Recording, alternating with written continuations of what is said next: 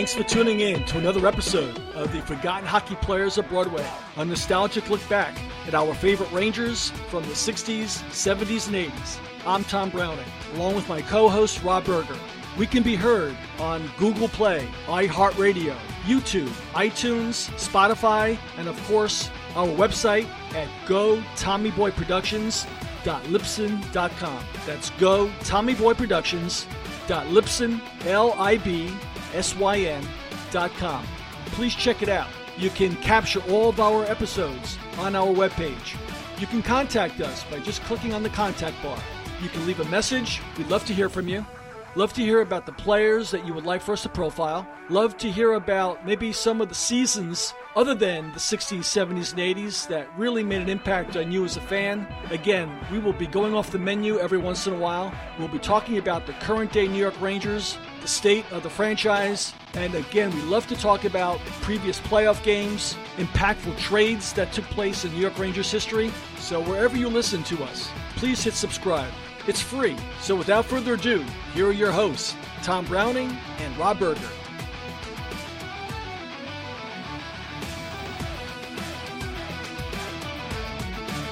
Thanks for tuning in to another episode of the Forgotten Hockey Players of Broadway. I'm Tom Browning, along with my great friend and co-host Rob Berger. Happy New Year, Rob.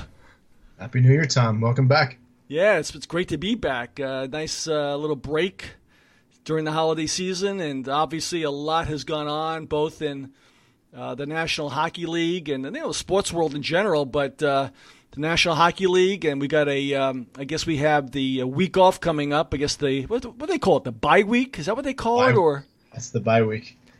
Why did that, I'm still not sure why that, is that just a negotiating thing between the union and the league? Why is there a week off here, right? Prior to the All-Star game. It's what the players wanted. Something they negotiated for. I'd rather see them negotiate for no preseason, unless preseason games. Yeah.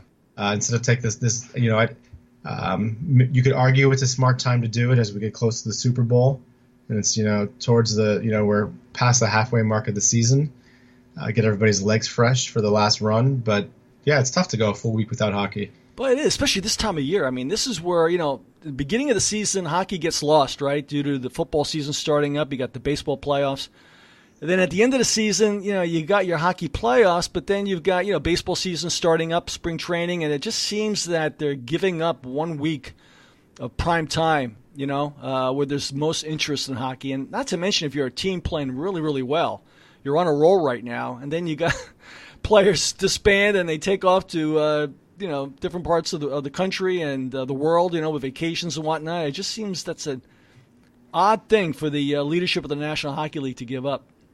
Yeah, I mean, they do this at other times too. They take long breaks around Christmas and they take a break around Thanksgiving. Yeah. Which I guess is great for the players, for their families and whatnot. Right. So I don't want to complain about that, but yeah, again, I hate going a full week without hockey. Yeah, you're right, and that's another good point. They do have that Christmas break as well, so you've got basically two large breaks within a 4 to 5 week period of time. But anyway, what's your thoughts about what's transpiring with the New York Rangers right now and the league in general? Looks like with the Rangers, they've fallen on some very tough times, which I guess we probably should have anticipated. Although I like the way David Quinn is handling the club right now. He's not making excuses. He's not letting the players make any excuses. He's holding himself accountable. He's holding the players accountable. He's really trying to change the culture of this team. He reminds me of a coach that would be very comfortable coaching the Philadelphia Flyers, the Boston Bruins, the LA Kings. He really believes in, physicality, relentless hockey, and I think that's a real departure from what the Rangers are used to. I agree. It's tough to see them have big losses, though, because of that style of hockey. Most recently, that game against the Coyotes, game against the Penguins, they allowed 7 goals to the Penguins, 6 goals to the Avalanche, 5 goals to the Coyotes, 7 goals to the Blue Jackets. I know they bounced back nicely as we recorded this a couple nights ago against Carolina. But we're in this position that we talked about since day one of the season. Where the Rangers are slipping farther and farther from the playoffs. They're over more than 10 points out from the wild card spot. And what's going to happen at the trade deadline? I think they missed an opportunity. Bob Murray in Anaheim is trading away everybody instead of firing the coach. So there could have been some assets out there, but I think the Rangers need to start making some moves now. Yeah, I don't know if they can wait until the 25th. I agree. You mentioned style of play. Maybe I misunderstood you, but I think David Quinn would argue that the reason why they had those lopsided losses because the Rangers were not playing the way he wanted. They weren't being relentless. They weren't being physical enough. The question is, do they have the players to play that style consistently? They probably don't. I don't think they have the roster for that kind of hockey. Right. But I think now he's had the chance to pass on the recipe, the types of players to Jeff Gorton. The players that he wants Jeff Gorton to either scout and draft in the upcoming drafts or, in packaging some of the Ranger veterans, getting those type of players that are already in the system of the teams that are being targeted by the Rangers for transactions. So I think that's what David Quinn wants. I think if it kills him, he's going to change the DNA, the culture of this organization. I think that's the type of team he feels he's going to need to win in this league. And we talked about this. I think you need an element of that. Not designated players, but you need your top players to play that way with skill. You need your skilled players to be relentless, to be physical. And I think that's the type of team that he would love to have Gorton provide him with over the next 3, 4, or 5 years. So we'll see. Zuccarello's playing better now, so maybe his market will be improved. Hayes, we don't know what's going to happen there yet, whether he's going to be extended or moved. Lundqvist, I tell you, he hasn't played well. I think his save percentage is around 700, 750, I think, thus far this year. He had a nice game the other night. There are teams out there, you look at the power rankings in the National Hockey League, there are some teams that are playing well that if only Gorton can talk Lundqvist into considering being moved to a contender, Calgary, you wonder if their goaltending is for real. The team is playing outstanding, but can they win the cup with their goaltending? How about the San Jose Sharks, who are playing very well, but their goaltending percentage is like .890, I think, since January 1st. I mean, do they trust their goaltending tandem to take them far into the playoffs? Can Toronto use an upgrade or a veteran presence in goal? So could that potentially be an option for the Rangers? Yeah, Calgary, I think, would be interesting. I don't think the Sharks. I think the Sharks are happy with Jones and Dell. I don't think. In fact, I know the Maple Leafs can't afford Lundqvist at this point. They don't need another big contract. I still, how I feel. I can't imagine a scenario in which Gorton trades Lundqvist. I think he's here indefinitely, and that's that. Well, I think there are teams out there that can possibly benefit. I don't think a player should dictate how an organization is run, and it just seems to me, you can't let him make a decision that may not be best for the organization in the long run. But I think the Rangers could get some quality back from him. But I agree with you. I just, for whatever reason, they've elected to let him finish out his career here, and I just don't know if that's the right decision from an organizational standpoint. But should be interesting. It should be interesting as we go further. But Toronto is starting. Toronto and Tampa Bay are playing great. Out west, Sharks are playing well. Obviously, Calgary's playing well, and then you've got the Golden Knights is still hanging tough. I think they're 8-2 in their last 10 games, and it's the cream is definitely rising to the top here. Yeah, the Pacific has just gotten out of control good. Calgary, San Jose, and Vegas, like you said, aren't losing. No. And then meanwhile, Anaheim hasn't won, I think, 13 games at this point? 13 games. Amazing, huh? And, I guess they can't fire Carlisle for the second time, right? I guess they did that once before, and you said they didn't fire the coach, but they're getting rid of players. I don't know. And John Gibson's having a Vezina type of season. He's a great goaltender. He's been amazing. Yeah. You don't hear much from, you don't hear John Gibson mentioned at all, but he's probably one of the top 2 or 3 goaltenders in the National Hockey League. Absolutely, if not the best. If the Ducks make the playoffs, he wins the Vezina. Right. The Ducks only the Kings have scored less goals than the Ducks, right now, which is, it's expected with the Kings, but I know Raquel's been banged up for the Ducks, but only 113 goals in 47 games is a hard Right. You're not going to win a lot of games like that. No. But, I'll tell you, if you're Murray, the GM, you could get a boatload for Gibson right now. You could really start your rebuild and probably get a boatload of talent, assets, if you move to John Gibson, Oh my gosh, are you kidding me? You can get a ton. Another goalie on the market is in Columbus, Bobrovsky. Yeah.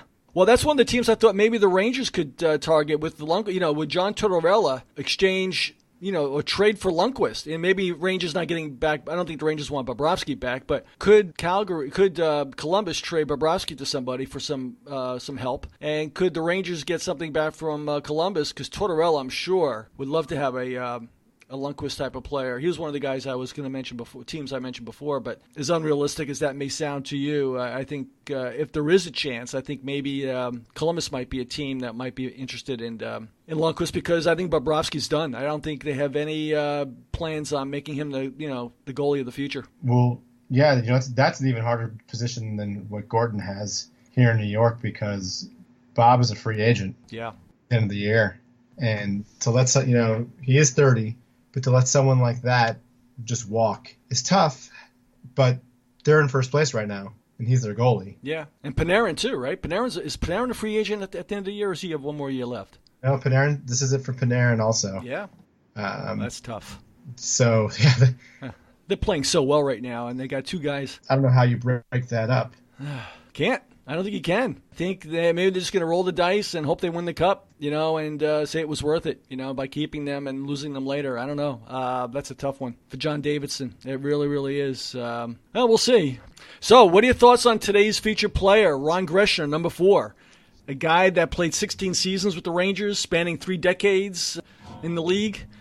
One of the all-time great defensemen with the New York Rangers. Very underrated. I think another guy that really fits the description for this podcast, Rob. Absolutely. I mean, similar into Walkachuk in terms of longevity with the club. A guy that, like you said, 3 decades, a lot of games, top 5 in games, top 5 in almost every category for the Rangers, which is impressive as a defenseman. But just a guy, he almost made it to the 90s. Yeah. We almost saw him in the 90s. He's top 5 in career postseason points, which is also, or he's number 6, in postseason points for the Rangers, which is very impressive as well, especially for a defenseman. Yeah. Only Brian Leetch has more. Yeah, he's. I always thought of Ron Greshner as possibly one of the greatest athletes who ever played for the Rangers. He was 6'2", 200 pounds, long, lanky, very strong. He had a skating style that was very similar to Brad Park, but with a longer version of Brad Park. Brad Park was more stocky and squat. Greshner was long and lean, but he was deceptively fast, very shifty. And if you look at Brad Park and Ron Greshner, you never thought that they built up that much speed when they were rushing the puck, but they were very, very elusive. They had great lateral movement, both of them, and Ron Greshner as well. And he was very deceptively fast. One of the reasons why he was also able to play up front on occasion when the team really needed some help up front due to injury or slumping players, Freddie Shiro or some of the other coaches had no hesitation in moving Ron Greshner up to play forward once in a while. He was a very gifted offensive player. And like you said, he held a lot of the Ranger records until Leetch came around for defense. And, he scored 179 goals as a defenseman, almost 1,000 points, right? So, I'm sorry, 600 points, I believe, but almost 1,000 games played over 16 seasons. That's some career. Absolutely. And it's I'm glad you brought that up, that here's a guy that would jump up and play left wing. And he was still doing that in the last few years of his career. After the bad injuries, I guess we'll talk about in a little bit, he still had the skill set and the speed to jump up and play in the left wing in important games as well. It wasn't just a throw-in with 2 minutes left. He was a guy that was starting on the wing, which we don't see outside of Dustin Byfuglien and guys like him and Brett Burns. Not a lot of guys are capable of playing forward anymore. Maybe it's not fair to say capable as the league has shifted. And also, in addition to his speed, let's not forget he's the all-time Ranger leader in penalty minutes. Yeah. Well, he was a very good fighter, too. One of the things that, we talked about this many times, the Rangers were never blessed with being an overly aggressive team or a physical team, but Ron Greshner was not one to seek out trouble, but he was very quick. One of the few players who really, no hesitation, come to the defense of his smaller players, and a pretty decent fighter in his own right. He could be tough in front of the net. That was an area of strength for him as well. And getting back to him playing forward, you didn't see that too often in the 1970s or 80s for a defenseman to come up.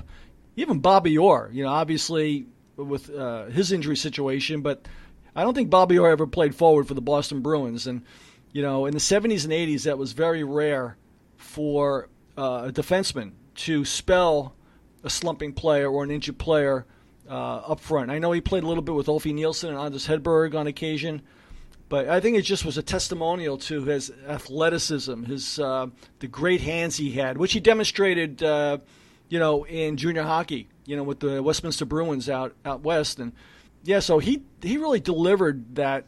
I think he had 4 20-goal seasons with the Rangers, and I think he probably, with his injury history that you mentioned, I think he would have been a far more productive player, Rob, if he didn't constantly battle those injuries. Yeah, his career was shorter, even though it was 16 years. He missed a considerable amount of time in his late 20s. What could have been the prime of his career, really because of the style he played. Where just that tough style. 2 back injuries.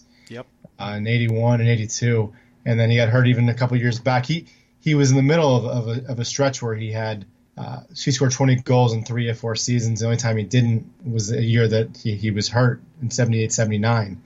But then right after that, he only played 39 games over 2 seasons. Yeah, his the only season where he played a full schedule was his 3rd year in the league, where he played 80 games. I mean, following the Rangers like I did, it was always Ron Greshner was out. Shoulder ailments, back ailments. He broke his foot, I think, later in his career. But it was always something with him. He always had, and you just shake your head because you saw such a great athlete who really probably was only 75, 80% of what he could have been, because you always knew he was playing hurt. And you just often wondered just how successful, how prolific he could have been if he was a healthy hockey player. And, to me, I think he could have scored 30, 35 goals as a defenseman a year if he had stayed healthy. He was that good of a strong of an offensive force. He was a great on the power play. I think the highlight of his career was probably, well, I think the 3 best years was when he played for Freddie Shero. And Freddie Shero oftentimes got the most out of his players, whether it be Philadelphia or the Rangers. But, the 79 Stanley Cup semifinals against the Islanders, he scored probably the most important goal of his career, a power play goal in the second period to put the Rangers ahead for good, 2-1. Yeah, he had he had such a run in 78, 79. 3 game-winning goals. 7 goals in one playoff year for a defenseman is awfully impressive. 18 games, 7 goals, 5 assists. We've talked about this before, how the forgotten team, the 78, 79 Rangers, such a strong team that, just end up having to play the worst team to possibly play to end that playoff year. But Greshner was arguably the biggest, top 3 biggest pieces of that. Yeah, he was. And that year he only played 60 games also. He played hurt virtually the entire season as well. And, he was that good of a talent that if he was healthy, how much of a difference would that have made in the finals against the Montreal Canadiens? It certainly couldn't have hurt the Rangers, and not to mention, Ulf Nielsen being hurt, what would have happened? But that's the thing with Ron Greshner, is that he just could not play a full season. But when he played, he was, very, very productive player. And he was a guy, too, that really loved the New York limelight. He married Carol Alt, the famous model, for a while there. And he and Dave Maloney and Don Maloney and Anders Hedberg and Esposito, they really enjoyed playing in New York City. They were very involved in the community. That was one of the things that, following the Rangers back in the 79 season, with the commercials and just the notoriety, it was something that he was very visible at that point in time. Obviously, he's not as visible today. And, we discussed how the Rangers can maybe do a better job of bringing back some of their better players. But back in the day, he was a very visible part of the New York Rangers organization. So how do you think the Rangers would have handled a Greshner if hockey was like it is today, in terms of would he have been traded? The end of his career, except for the Rangers went through some lean years, obviously a different time, less teams than NHL, but finished fourth and fifth for a long time. The years under Herb Brooks and so on, Saturn. Do you think Greshner would have stayed a Ranger? Yeah, I guess the question is, would other teams have wanted Ron Greshner with his injury history? I don't think anyone denies his talent, but I think if you were GM back then, and maybe that was why it was so tough to move him. Who knows if there was ever any discussions to move Ron Greshner? But you wonder with his injury history if teams would have taken if you look at his injury history, Rob, almost every season he missed quite a bit of time. It wasn't just a one-off type of thing where he would play 80 games and then for several seasons and then miss 5 or 10 games and then play another couple of 80-game seasons.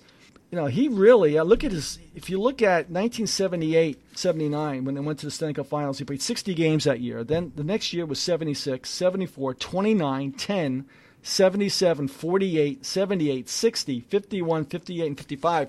That's a lot of time to miss. And I would guess he was probably one of the higher paid Rangers, also a former captain. He made the All-Star team in 1980, his best year. Our general manager is going to trade for a guy like that who is constantly hurt? I don't know. That's a great question. What do you think? Well, I can tell you what all the blogs would say. Like you said, we don't have the salary history of then like we do now. There's no cap friendly for the 1985 Rangers. Right. But yeah, you had made a great point though. He loved Manhattan. He loved the social life here. That's I think why, before Alexei Yashin got to Carol, there was Ron Greshner. Yeah. That's true. You're talking about some high society, high-profile company there, right? I know that he and Carol all did a lot of charity work. As a matter of fact, I think he's still involved with the some autism. I think he has an autism foundation. He does. And I think he's done a lot of work even now with the New York Rangers behind the scenes with their charity stuff that goes on there. No, without a doubt, he was a very high-profile guy, and he loved the limelight. He's I wouldn't call him a playboy per se, but he liked the social life. The Page Six stuff. I'm sure if there was a Page Six back in the day, I'm sure that he would have been he would have made some of the headlines there, and in a good way. I don't think no one ever accused Ron Greshner of abusing the nightlife. I think he just enjoyed it, and I think he always came to play. He was a great team guy, and he just had that unfortunate situation where like you said, the way he played. Injuries really took away from his body of work, and he'll go down. I think he's number 12 in the all-time top 100 list of New York Rangers, number 4. Next to Brad Park, Harry Howell, and Brian Leetch, he's right up there. He could have amassed better numbers than any of those guys if he stayed healthy, and that's the thing we'll never know. I think he was the best athlete of the bunch. I think he was the better athlete than Leetch. I think he was the better athlete than Park. Didn't see Harry Howell play much. I think from an athleticism standpoint, he was up there in the top 3 or 4, I think, in top athletes who ever played for the Rangers. He was that good. He was that good of an athlete. Do you think he should have been the team captain earlier instead of Barry Beck? Well, I think the thing that mitigated against that was probably his health history. Even the year he was captain of the Rangers, I only think he played 50-some-odd games. So, and he gave it up. He voluntarily gave it up the next year. Your captain has to be healthy, right? Your captain has to be there to represent the team. Yeah, I think a lot of things would have been different if he has shown more ability to stay healthy. He might have been a captain for quite a long period of time. And he might have played even longer than 16 years. He might have been like a Tom Brady type where could have played well into the 90s. He was that good of an athlete. So I think a lot of things would have been different. I really do. Yeah. Not to mention the playoff success that the Rangers would have had. I think he could have been he would have been the top 2 or 3 defensemen in the National Hockey League at any point in time that he played if he'd stayed healthy. He was that good of a player. He really, really was. Yeah, he had a physicality and athleticism that not a lot of defensemen brought that to the game. That's true. But again, he is part of the Rangers organization. He is behind the scenes. He does take part in all the golf outings and whatnot. And occasionally you'll see him being interviewed, by the New York Rangers on television. Yeah, to me, he was definitely one of the players that I think fit, the forgotten hockey players at Broadway, especially guys that, my age and whatnot, that really enjoyed watching him play when he was on the ice for the Rangers. Any closing thoughts? Anything we didn't touch on regarding Greshner that, maybe the fans would like to hear about? That's a good question. I think we got everything. I definitely recommend going onto YouTube, taking a look, especially at some of his early highlights from 78, 79, 79, 80, and so on. I guess those wouldn't be early, but really, some of the prime years of the Rangers and how important Greshner was to that team and how good of a puck-moving defenseman he was. Yeah, he really was. And they do have some of the playoff games. I had a difficult time finding some old clips on YouTube of Greshner scoring goals or making plays. It just seems YouTube is so dedicated to fights these days when it comes to some of the older players. But you can get the occasional playoff game where they actually show, the complete 2.5 hours of playoff games. If you search that out, and you can just see what a remarkable player he was. What a really gifted skater he was and an athlete. Great shot, too. That's one thing we didn't touch upon, but he had a very good shot from the point, a very, very accurate shot, a low, hard shot. He's the type of guy who could have played in any era, Rob. He would have been very successful with today's New York Rangers and today's National Hockey League. Back in the 70s when it was more physical, in the 80s and 90s when it was very wide open and high-flying. So I think that's one of the things. He really could have played in any era in the National Hockey League. Absolutely. Well, I want to just wrap this up by thanking my partner, Rob. A great podcast there, Rob. I really appreciate it. You and I will put our heads together and come up with another player or maybe a team. I don't know. One of the things maybe we can kick around is teams that maybe stand out. And one of the things you and I have talked about is maybe at some point in time, if not the next show, maybe looking at the 1980 U.S. Olympic team and the players that went on to coach and or play for the Rangers. I did a Mark Pavlich podcast last year, but maybe we can take that to another level. I think that's something that maybe we can take a look at. But we'll kick that around. We'll come up with another podcast for January. So on behalf of Rob Berger, this is Tom Browning for the Forgotten Hockey Players of Broadway. Thanks for tuning in.